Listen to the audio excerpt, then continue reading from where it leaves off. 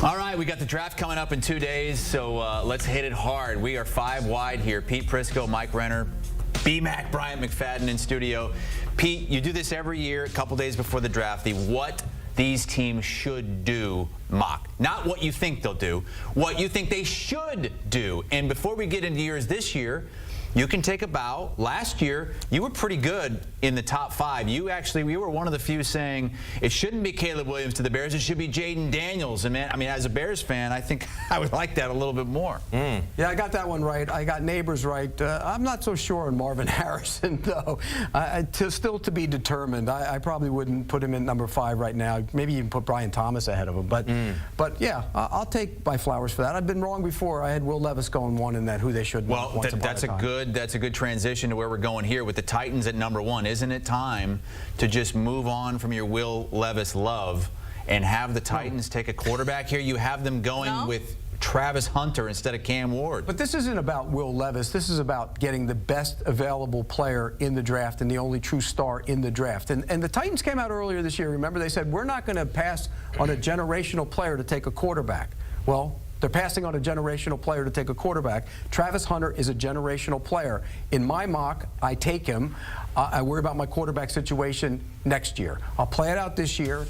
I'll play with Will Levis or whoever, and then move on into next year's draft and get a quarterback. I don't love Cam Ward like a lot of people do, so in my scenario, I take the best available player. It's hard to argue if you really don't love Cam Ward. And I can see an area where you may not be in love with him, because Travis Hunter is the one guy that actually changes sort of the value proposition. When you talk about a guy who could be, a $30 million a year wide receiver and like a $20 million a year corner, add that up, that's like a $50 million. That's like you're right in the quarterback range of what he could be saving you from a cap perspective. So he's the one guy I could see you could really make an argument for drafting over these quarterbacks. And Travis Hunter, clearly, there's no debate. He is a better overall football player than a Cam Ward. But for Tennessee and their most glaring need, it is the quarterback situation. And it is a very, very good quarterback class potentially for next year's draft. But if you're Brian Callahan, do you have the opportunity? He's not making the pick, though. I understand, but do you have the opportunity to wait and say, you know what, instead of taking a quarterback this year, let's go get the best player, potentially be bad enough to get a high-level player next year, and you might be doing that for another coach because you might be fired. Yeah, but the guy who's making the pick isn't going to be fired because he's in his first year as a general manager. Yeah, which is true. Yeah. So for him, it makes sense to draft the best available player if you don't have conviction on a quarterback. Now, obviously, if they're picking Cam Ward, they have conviction on the quarterback. I don't. You've talked to Ran Carthon, former GM of the Titans, about this. What has he said? He doesn't say a lot about it because he's still under contract. Okay, then never mind. We'll keep that quiet then. But there is some interesting information, a lot of arguments about this on With the First Pick podcast. Let's go to the Browns picking at 2 here. Another team that does need a quarterback, and according to you, you still have Cam Ward there. You have Shedeur Sanders. You're going with Abdul Carter, though. Yeah, again, this is another one. The head coach, I don't think he's in trouble no matter what. And the reason I say that, there were a lot of people talking last year about maybe getting Stefanski out of there and getting him hired somewhere else, and the Browns, shut that down right away. Stefanski, I think, is okay. So he doesn't need to force the quarterback pick either. And so from this scenario, I think they play with what they have, and they draft Abdul Carter. Abdul Carter is a freak. And you pair him with Myles Garrett and give yourself 2 bookends to go up the field. You're playing in a division with Joe Burrow and Lamar Jackson and maybe Aaron Rodgers. So you got to be able to get the quarterback on the ground. I think getting Abdul Carter makes sense. I'm of the opinion they should do this anyways, even if Travis Hunter is there, even sitting at number 2 the way they are on Thursday night, because Myles Garrett and Abdul Carter, you have a chance at 2 top 5 edges. In this modern NFL right now, with the way you're playing, with light boxes, with how much the passing game is important, to have 2 guys with that level of athleticism that are that dominant off the edge, you could win a Super Bowl with that. You might not need an offense to do it. You might just be able to do it with those 2 guys. I agree with you guys. Abdul Carter, regardless of what quarterback could be available, I think he's the best option because of what you face 2 times in your division. You talked about Lamar Jackson. You talked about Joe Burrow, P. If you're not relevant in your division, your playoff hopes go down the drain instantly. One thing those two players could do if they were to be together, they could make quarterbacks' life miserable.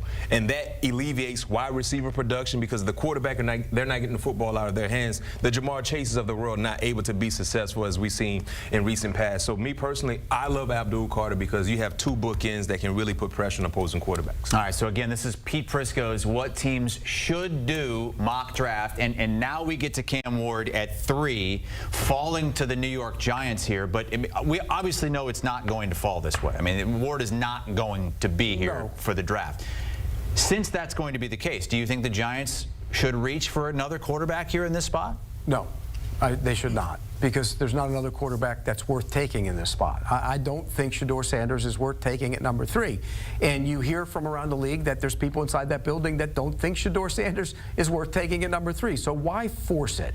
I think sometimes we get in the case of forcing the quarterbacks, and I think all the evaluations, even Cam Ward, all the way down, you're forcing the quarterback in some of these scenarios rather than take the best football player in that position, and that can come back and backfire on you. So if they're the Giants and it's not Cam Ward, no, you don't take a quarterback. I think the two guys that are off the board, Travis Hunter, Abdul Carter, throw them in any class. We keep talking about it's kind of a weak class. Throw them in any class, they're top 3 picks. Like those are the only concern prospects. with Carter is the foot. Yes. The foot is a concern. Travis Hunter has no concerns. But just flip on the tape as prospects, the talent they have, they're top 3 picks. These are special guys that you take if you're iffy on a quarterback. You don't just go reach for, a Shedeur Sanders if you're not 100% sold he can be a franchise guy, because I'm 100% sold. I think everyone's 100% sold that Travis Hunter and Abdul Carter will be special NFL players. Yeah, if you're the Giants, I think this is the worst case scenario for you if the draft actually plays out this way. Because if it goes accordingly with Cam going 1, if you're the Giants, you have the best position in the draft. You take whoever Cleveland don't take. Yeah, who they don't take. If they take Travis, you take Abdul Carter. If they take Abdul Carter, you take Travis Hunter. So this would be the worst case scenario for the New York Giants. Unless they really love Cam Ward. Then you solve your quarterback problem, because we know Russell Wilson and Jameis Winston aren't solving anything. Yeah, good point, unless they really do. But in terms of what you're doing right now, best available player, if you're the Giants, you want Travis Hunter or Abdul Carter to be available here at 3. Let's go to the Patriots at 4. I think we saw earlier, you said last year they should take Drake May. Correct at 3? How would you grade yourself on that? I mean, it's working out. Yeah. Because I think Drake May is going to be a really good player, and he's their franchise quarterback. He showed that last year. Now, what do you do to help your franchise quarterback? You protect them. I don't love Will Campbell like a lot of people do, so I like Simmons from Ohio State. He's coming off a knee injury, but you're not too worried about that. He's coming off a knee injury, but to me, he's a plug-and-play left tackle when he's healthy. And again, there are other concerns about Simmons. I'm not going to sit here and sugarcoat him. They even admitted that there's some maturity issues as well. But I think from an athletic standpoint, he's the best left tackle in this class, if he's healthy, and that's the concern. So I get it, he's probably not going to go 4, but years from now when we look back on it, if he's healthy, I think we're going to look back on this and say, you know what, you were right. And you know what he compares himself to? He wears that 71, he compares himself to? Trent Williams. You know who else he could be? He's a fan of the game, which I love. I've watched him in some interviews. He knows the left tackle position. He studies guys. I like that. So I think he's going to be a star. This is where he lost me, Pete. I think this is absolutely nuts. This guy's coming off a torn patellar, a terrible injury for an offensive tackle. Ready for the regular season. That's what helps you anchor when you're going backwards. Ready for the regular season. Knee. And he didn't play anyone last year. His tape's great, but he didn't get to the meat of the schedule yet. It was that Oregon game where he tore the patellar. That was the first time he saw like NFL caliber edge rushers that he was going against, and immediately tears his patellar tendon. So I'm worried that we just didn't get to see him against the better guys that we got to see Will Campbell against, Kelvin Banks against, Armand Membu against, because they played in the SEC. I'm okay with showing up the offensive line for your young quarterback. That's the best way to see development from a young quarterback in terms of protection. Josh Simmons, I know you've been extremely high, but I am concerned in terms of the injury. I'm a Will Campbell guy, because if you look at Will Campbell's overall body of work in the SEC, he's played against NFL prospect after NFL prospect. His first legit start at LSU came against Jerry Verse. And if you don't know anything about Jerry Verse, he is a hell-raiser against any offensive lineman, and Will Campbell stood up to that test along with some of the other guys he faced. So I love his ability to play. They can talk about arm length or the lack thereof. I can care less because he can play football. What grade would you give Pete for this pick if it happens? I think it's a reach for me personally. Oh, I'm not going to say B or C. I say C. D. I say C. I'm not going to say, well, you know, he's conventional. Everybody's on the same board in his mind. But look, I take shots. And when you talk to, and I watch his tape, and we talk to people around the league, he's the best offensive lineman. But there are questions. I'm not going to sit here and say there aren't. The Patel is a question. There's no doubt about that. And when he played against Oregon, before he got hurt in that Oregon game, he was very good. That's a good Oregon team. He was really good. So you can go to Will Campbell's tape and see Landon Johnson from Arkansas whipping him 2 or 3 times in the game when they were matched up against him. So Will Campbell, to me, is a guard. I think he screams guard. I think he's going to be a really good guard, but he's not a left tackle. All right, so you can criticize that pick. This next pick goes against every fiber of Pete Prisco's being. It kills me. Yeah, but you've been on this for like a minute now. I have. You got to be used to this. Yeah. The Jags taking Ashton Jeanty, and when I looked into the numbers, I was surprised. I mean, yeah, he's favored to go to the Raiders at 6 at like plus 120, something like that. This is plus 170. So there's a possibility that this happens. They're the second favorite to take him. Yeah. Mm-hmm. I moved the market. I moved that. You must have, yeah. No, here's the thing. Yes, it goes against everything I believe in the running back position. Yes, it goes against everything I believe in this draft because it's a deep running back draft. But it also, if you're sitting there at 5 and you're stuck and you can't get out of that spot, ideally you'd love for somebody to go up and get that spot. But if you can't get out of that spot, who the hell are you taking? And when I look at it, I say there's nobody worth taking except for the back. You would even admit this. The 3 best players in this draft are Hunter, Carter, and Jeanty. And I think in this scenario, the 2 of them are gone, so you take the next best one and plug them and play them. Pete, didn't you just do a radio show with Tony Baselli, or you still do a radio show? No. Is he? No. No more. Okay. No more with Tony Baselli. Now I'm a critic. I do think James Gladstone is analytically driven. He's coming over from the Los Angeles Rams, where they would not have drafted a running back in the first round. Just flat out wouldn't. When they got their first round pick back again, they started attacking valuable positions. Well, they drafted Todd Gurley back in the day in the first round. That was way back 2015. Yeah, but he was there. I mean, but then they won a Super Bowl with Cam Akers. Les Snead was there. So I don't think it's going to happen. Yeah, I mean, I think it's going to happen, and I think it should happen. I don't love Mason Graham. I think Mason Graham's on the ground a lot. I think he's a smallish defensive tackle. I think if you're drafting that guy at number 5, he needs to be Jalen Carter, and he's not. I think if you look at Will Campbell, I think he's a guard, or at that's what they need, though. Best case scenario, he's a Matt Light, Sam Baker left tackle, which is a good player. But he's not a star. You don't draft him at 5. Ted McMillan doesn't run very fast. I think there's concerns about him as well. So if you're stuck there, you take the running back. I think it's just a bad reasoning to just take a running back because you're stuck. Well, he's a special player. You even admit he's the 3rd best player in the draft.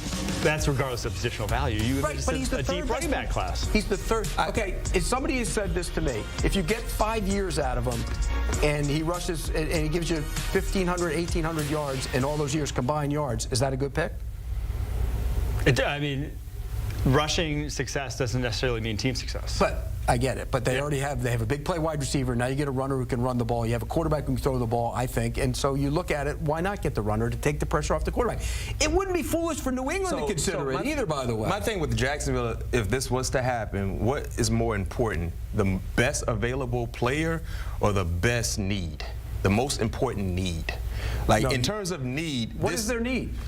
I would say if you're not a fan of Mason Graham, I would say offensive line. If you're not a fan of Mason Graham, and I get your points on Mason Graham, but if you're not a fan, maybe offensive line, because if Josh Simmons is off the board, you're a guy. You still have Will Campbell. They can't take Josh Simmons either. You still have Kelvin Banks Jr. You still got some quality names. So I think the need is more important for Jacksonville than the best available player. They signed a bunch of offensive linemen in free agency who they really like, by the way. They signed Hainsey, they signed McCarry, they signed Fred Johnson, who's going to push Walker Little, who they paid as the left tackle. They have a young right tackle. They do need a left guard. You can get a left guard in the 2nd or 3rd round. You don't need to need to draft Will Campbell at number 5 to be your left guard. That would be you talk about drafting a running back. That's foolish to draft a guard at left tackle. They get paid more. At number 5. Their careers are longer. Huh? They get paid more and their I get it. The careers are longer. There is something to be said about that. But at some point, you need to take the best available player in that spot, and that's who Jeanty is. April 22nd, 2025, the day that Pete protected the running back. Sound the alarm. Running back defender Pete Prisco. How about the tight ends? Pete has a couple going from 10 to 15, but in what order? And does Shedeur Sanders go at all in his first round? If not, why not, and where he could end up. It's all coming up as we continue with the guys. Well, most mocks have Ashton Jeanty going to the Raiders at 6, but not Pete Prisco, at least not in his what teams should do mock. He has the Jags taking them, but Jeanty told Pro Football Talk, I think the earliest that I'll go is number 6. That's my belief. That would be the Raiders at that pick or somebody else trading up to get in front of them possibly. I think that's what's going to happen, but Pete, you're not buying that.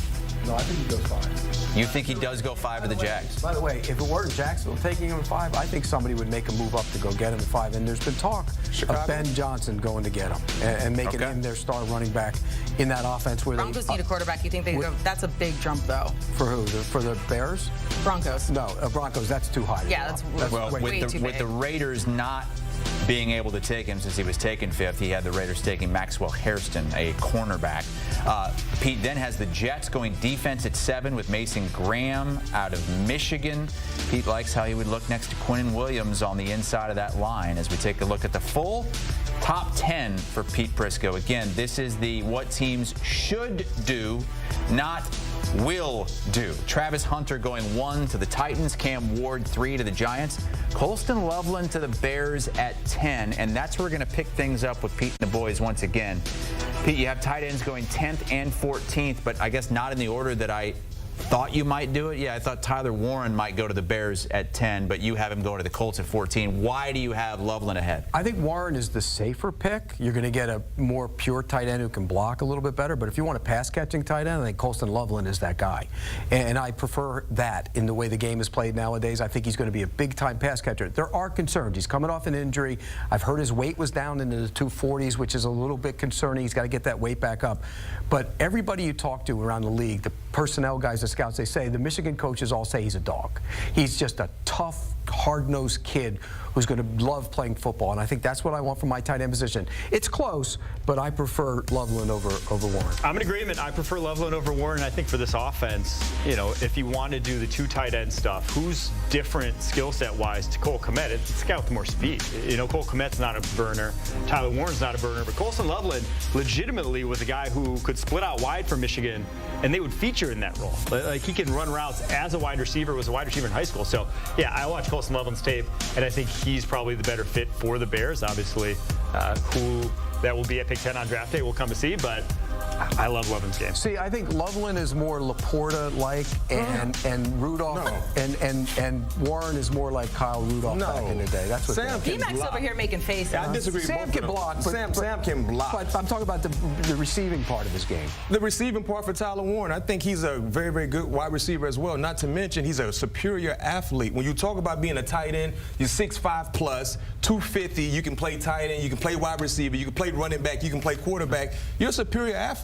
And the creativity that Ben Johnson oftentimes display in his offense, he's a Swiss Army knife. He's a 5-tool player, so you're able to utilize him in ways that you can't with a guy like Cole Kmet, and he's a short-handed guy. In terms of overall career, I would say Colston Loveland was that guy, but he didn't play to the level that we saw in 2023 and 2024, a lot because of injuries. And what we saw from Tyler Warren 2023 and 2024, not only was he the best tight end in the game, he's one of the best college players in college football a year ago. So if I'm Chicago, if I had the pick, the pick to take either guy, me personally, give me the guy who was the hottest, the best player in 2024, and that's Tyler Warren. See, I think Warren could be the safer pick, but I think Loveland has more upside in terms of catching the football. I think when you look at the way he plays the game, I think he can be a big-time pass-catching tight end. I don't know if Warren has the suddenness you want from that position. That's my concern with him.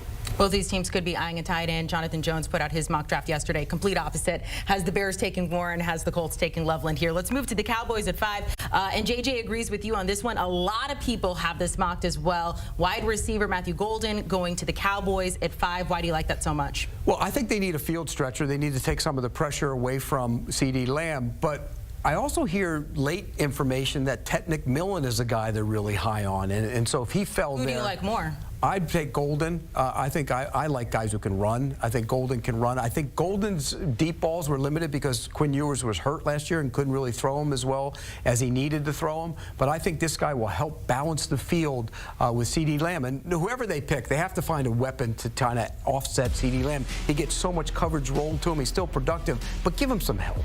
To me, this is just a reach. It's just too high for a guy like Matthew Golden. At some point, you got to produce on a collegiate football field, and Golden had fewer yards the past 2 seasons than T-Mac did as a true sophomore. Like, he just was not a highly productive guy at the collegiate level. And yeah, he's young, as only a junior coming out, and you can make all the excuses about Quinn Ewers and the Texas offense you want, but like, I just didn't see high-end traits that go to number 12 overall, right? Like, this is higher than CeeDee Lamb was even drafted. This is a premium pick.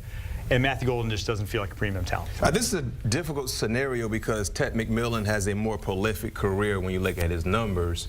But the pre-draft process is where Matthew Golden really gained a lot of leverage because of his speed, his quickness, and his route running ability. So in terms of the lack of production, Mike, was it more so about the scheme and how they utilized him than the actual individual? Because the numbers that he put forth at Indy and everything else since then is like, wow, where was this on the football field in terms of production? And maybe it was more so about the scheme and some of the other guys that needed to get involved in the offense, but he has a little bit of Stephon Diggs in his game. His route running, creating separation, just how tough he plays the game. And he's faster than Ted McMillan, but Ted has the range, he has the athleticism, he's a short-handed guy. Mike, for you, how much concern would you put on hearing that Ted doesn't really watch film? That one didn't bother me at all. If he couldn't run routes, if he was like a project and you're having to be like, oh, the guy won't watch film, then we can have that conversation, but I don't see him as a project at all. I see him as one of the best route runners in the class already. He's a good route runner. He has great hands. Doesn't run by anybody. That's the biggest difference. How does that make you feel hearing that about the whole? I don't like it. And by the way, it hasn't been great in the interview process either. So there are concerns about Ted McMillan. Look, Golden's a clean player. You're right. The production went there. But when you think about it, okay, Ewers was hurt, but he also had Bond, who's if not for other stuff, would be a higher receiver picked. You have the tight end who's going to be drafted. You have the running backs. Both are good players. Blue can catch the ball out of the backfield. So there's reasons why the production wasn't there. I do know this. On 4th and 13, with the game on the line, I know where the hell he threw the damn football to. He threw it to Matthew Golden. And don't go man-to-man, Arizona State, and put a safety on Matthew Golden. I will say that Pete Prisco does have Ted McMillan going 29th overall to the Commanders. Pete, this is the second straight mock I've seen from our analysts that does not have Shedeur Sanders in the first round. Yesterday it was Jonathan Jones, our lead NFL insider. No Shedeur in the first round. And on this, what team should do mock, you don't have him there either. I don't see him as a first-round pick. I just don't. I don't love. I've said it time and again. I don't love the quarterback class. I don't think he's a first-round pick. I think he should go in the second round, and somebody will take a shot on him in the second round. Somebody will probably take, in the reality of it, somebody will probably take a shot on him in the first round. If he's still there and falling, somebody might come back in and make a move to go get him. Personally, I don't see it. I think he's a second-round pick. I think I'm more comfortable taking guys later and taking my chances with them than taking him in the first round. And I think that's ultimately what I would do. I think somebody will probably use a first-round pick. Steelers don't have a second-round pick, BMAX. Should they use it on him in the first? If he's there at 21, yes. Yes, I think so. I understand the concerns about Shedeur Sanders in terms of the sacks he takes, the holding on to the football. But one thing we cannot deny about Shedeur Sanders, he's a winner. Every stop he's been, he's revitalized those teams. They win the Big 12. They won 9 games last year. They win the Big 12. Okay, not a good league. Didn't win the Big 12. What did he win? Not winning the Big 12. Well, you said he's a winner. What did he win? He won 9 games last year. The year before that, when they were 5, 6 games, that's an improvement from the year before he became at Colorado Buffalo, where they didn't win a game at all, if I'm not mistaken. Correct me if I'm wrong, but didn't they start the season in the top 5? Last year? Yeah. I can't remember exactly. 10? No, they weren't. They were ranked very high to start that season. Before Shedeur Sanders became the quarterback at Colorado, what was Colorado's football team? They weren't very good. No, they were bad. Right. They were trash. Right. They were horrible. Right. And in comes a quarterback that changed the entire dynamic. An entire new team. Say it again? An entire new team. An entire new team, yes, with no offensive line production. With the Heisman Trophy winner, by the way. Yes, Travis Hunter is a dog. He is him, but Shedeur Sanders is him also. Remember, he had no offensive line. They couldn't run. They couldn't protect. How many quarterbacks can be successful in those type of situations, especially in college football? If he was him, he'd be a top 2 pick. He's not him. I feel like Shedeur Sanders, unfortunately, has lost a lot of draft leverage when the season was not involved. Because if you watch him play football, nothing about his tape says he's not a first-round talent. Oh, there's a lot about his tape that says he's not a first-round talent. He holds the football. He leaves clean plays on the. Gets out of clean pockets. He was sacked. He doesn't have a great arm. He's not a great athlete. He's not a big kid. There's a lot that says he's not a first-round talent. His number says otherwise. He won ball games. Well, there's a lot of guys that put up numbers. Record, look at his guy, Dylan Gabriel. He's going to be a 6th-round pick. Who was? Look at his guy, Dylan Gabriel. He's going to be a 6th-round pick. He put up numbers. B-Mac's ready to retire his jersey in Pittsburgh.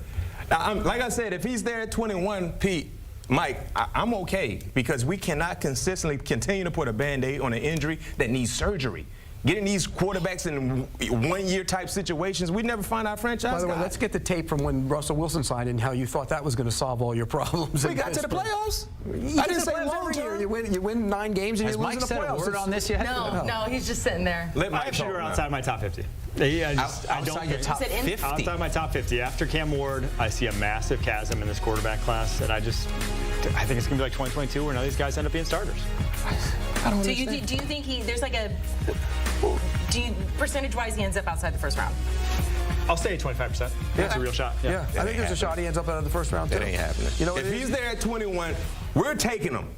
And I'm going to have my Shedeur Sanders jersey ready to put on in front of all of y'all. I don't think they Number will 2, I think they're show taking, your watch. I think they're taking a defensive lineman because your We bet defensive not. line is getting old and age is starting to become a problem there. No. And you know how they do. They draft defensive linemen and you just plug and play. No, we're not doing that. Yeah. Like I said, we have an injury. We have to have surgeries. Don't put a Band-Aid on it like we did last year. Have the surgery. Go get our quarterback. Build around the young fella. The man can play football. He can play football, in my opinion. And his numbers back me. He was super hot last year with his delivery. You can't use college numbers to base a guy opinion on a guy. You just All can't. right, I'm going to interrupt you He guys. just used college numbers for Ashton Jeanty. I know. We're going to let you guys handle this offset. You got me fired up they now. rolled the light to go to commercial break and had to come back to you guys. I want to keep going, man. By the way, Pete Prisco, Bryant McFadden, you can hear both of them on the I First can't Pick wait. podcast. Yes. You guys can go back and forth on there. Scan the QR code if you want to watch their lovely faces.